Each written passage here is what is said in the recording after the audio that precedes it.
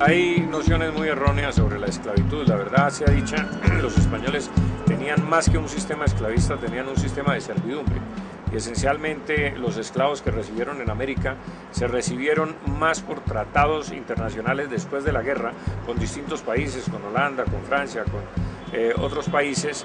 Los españoles nunca comercializaron con esclavos ni los cazaron en África.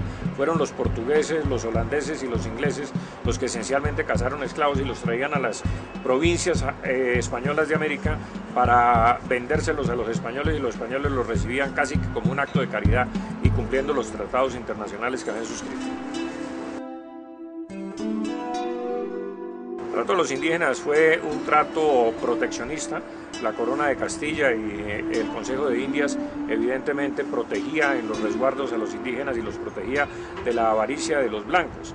Y fíjese usted si no es cierto que el primer decreto de la República en la emancipación de 1810, el primer decreto que salió fue quitarle las tierras a los indígenas, porque a partir de ese momento, según la casta criolla blanca, pues los indígenas eran iguales a los blancos, y entonces, como eran iguales, no tenían por qué tener privilegios. Y resulta que las tierras de los indígenas salieron a remate y la compraron los blancos, evidentemente en detrimento de las finanzas y de la protección de vida a los indios. Se empobrecieron, les entregaron las peores tierras, y desde entonces pues los indios no levantan cabeza.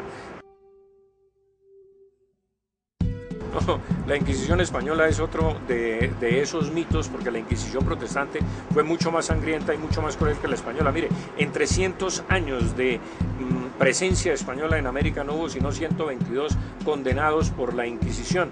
Pero déjeme decirle una cosa, a los indios, que eran paganos esencialmente, la Inquisición no los tocaba.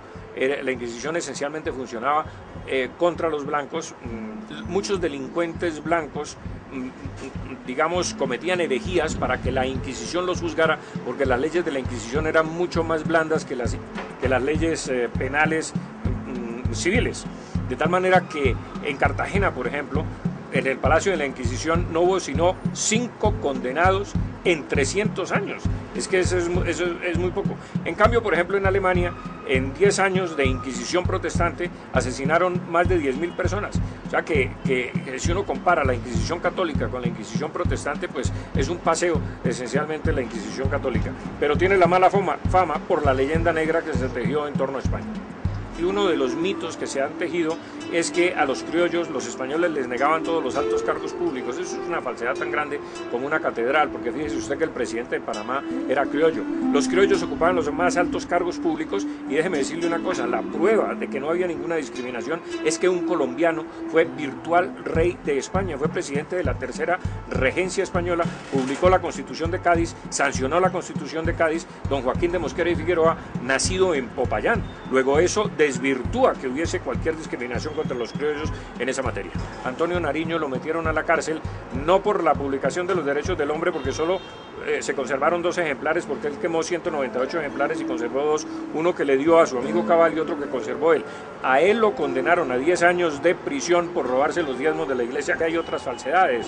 Los españoles no condenaron a muerte a Galán, eso fue una condena de los criollos dictada y redactada por criollos. Miguel Antonio Pey fue el que redactó la sentencia de muerte, que era criollo, contra Antonio Galán. Es más, se levantó un ejército privado para darle captura y entregarlo a las autoridades, y ese ejército privado, que era un ejército paramilitar, quizás el único que o el primero que conocimos en la historia, ese ejército paramilitar capturó a Antonio Galán y finalmente fue condenado por los criollos.